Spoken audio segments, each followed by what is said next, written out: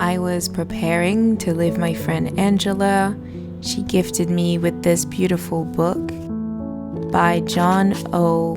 Donahue called To Bless the Space Between Us. I wanted to read you all the blessings for the traveler. Every time you leave home, another road takes you into a world you were never in. New strangers on other paths await.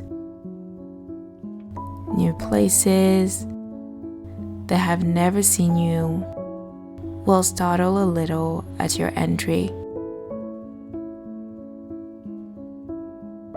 Old places that know you well will pretend nothing changed since your last visit. When you travel, you find yourself alone in a different way, more attentive now to the self you bring along. You're more subtle eye-watching you abroad, and how what meets you touches that part of the heart that lies low at home. How you unexpectedly attune to the timbre in some voice, opening a conversation you want to take in to where your longing has pressed hard enough.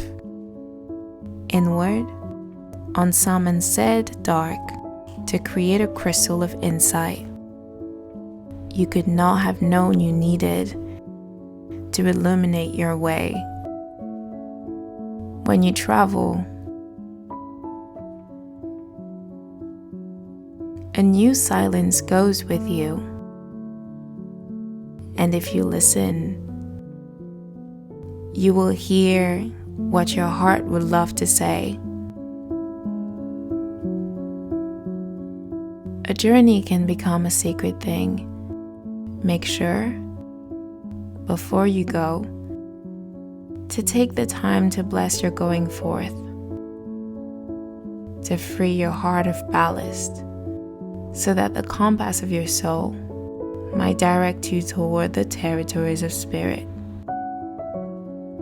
where you will discover more of your hidden life and the urgencies that deserve to claim you. May you travel in an awakened way, gathered wisely into your inner ground,